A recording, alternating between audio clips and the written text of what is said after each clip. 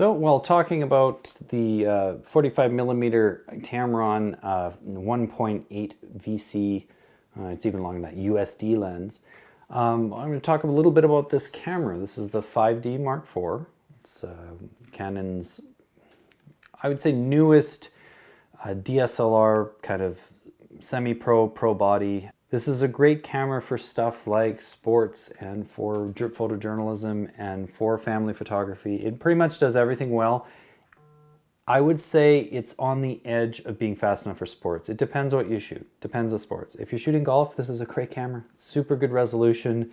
It's got a decently quiet shutter on it. Has quiet shutter shooting modes. It doesn't have a full silent mode, of course, because it's DSLR, but it's great for that. For stuff like hockey and football, it's a bit slow. That's 7 frames a second, and the buffer's nowhere near as good as a 1DX camera, but the price is much lower too.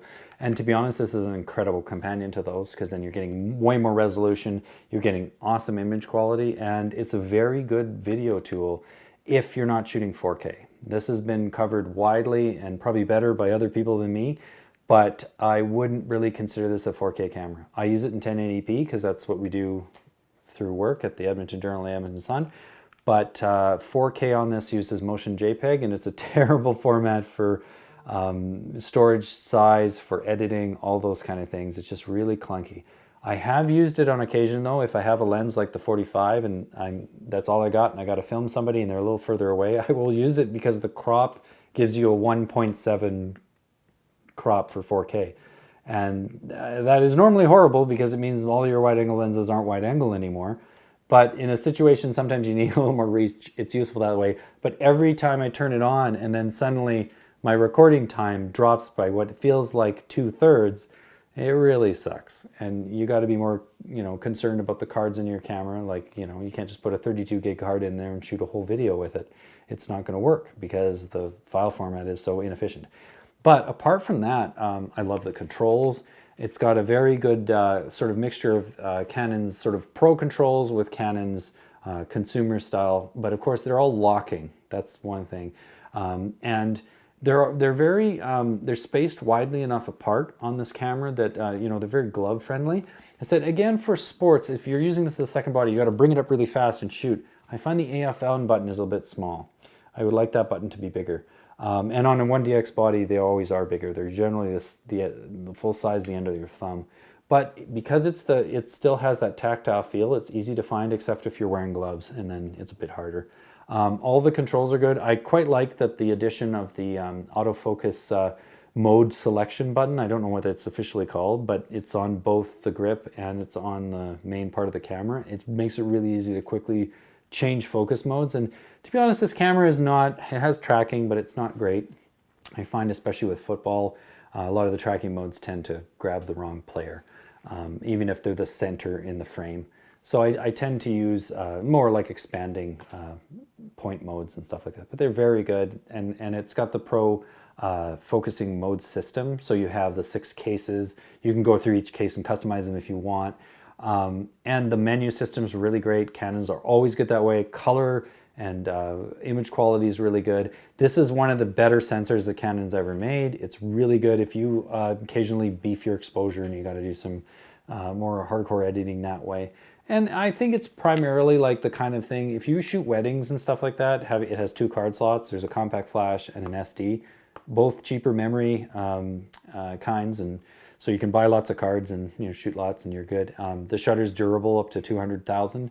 And it's a little bit quieter shutter for a lot of photojournalism things. 1DX cameras kind of suck because they're very loud and they're very fast, and it makes people really pay attention to the camera. Whereas something like this, you can put in the silent mode and it's 3 frames a second silent. They say silent, it's not actually silent, but it's a lot quieter. Here, I'll demonstrate this. So you've got to turn it on first, but then go drive to continuous silent. So here's regular high speed. And then here is the high speed silent. So quite a bit quieter and quite a bit slower. But if you're in an environment where you want to be quieter, You don't want to disturb people quite so much. It's very good. And the thing is, because it's a bit quieter, it's actually really easy to shoot single frame. Again, depends what your usage is for. But again, it's very easy to quickly switch the modes. So I've always liked that about Canon, that it's hard to bump these into different modes when you're out shooting. You're not going to pick up your camera often and have it in the wrong mode.